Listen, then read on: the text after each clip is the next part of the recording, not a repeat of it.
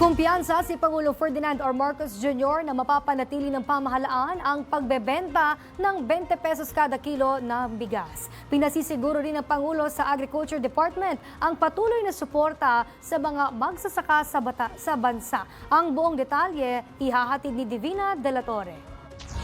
Tiniyak mismo ni Pangulong Ferdinand R. Marcos Jr. na magpapatuloy ang programa ng pamahalaan na 20 pesos sa presyo ng kada kilong bigas sa kabila ng agam-agam at puna ng mga kritiko. Tugon ito ng Pangulo sa mga kritikong nagsasabing pampapogi lamang ang nasabing programa at hindi pang matagalan. Well, they're fair to have that opinion, but kung it's unsustainable is really the what people are saying. Watch me sustain it. And then we'll talk in May of 2028. Oh, natuloy ba o hindi? Yeah. We found a way to do it. Dagdag pa ng Pangulo, hindi nakakagulat ang kasiyahan ng mga benepisyaryo ng programang 20 pesos na kada kilong bigas. Aniya, resulta ito ng mga hakbang ng kanyang administrasyon upang maisakatuparan ang layunin na pababain sa 20 pesos ang halaga ng bigas sa bansa.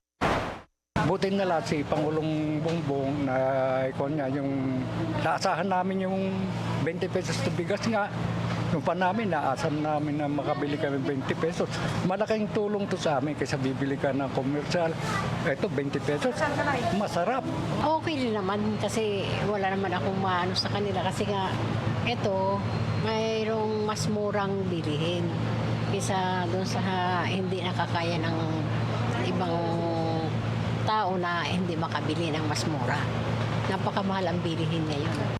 Asahan pa ayon sa Pangulo na magpapatuloy ito dahil sa mga bilateral agreements sa ibang mga bansa para sa pagtatakda ng mas matatag at mababang presyo ng bigas. Pinatitiyak din ito sa Department of Agriculture na suportahan ang mga lokal na magsasaka sa pamamagitan ng direktang pagbili sa kanila sa makatarungang presyo. Para sa totoong balita ng Bagong Pilipinas, Divina De La Torre, Congress News.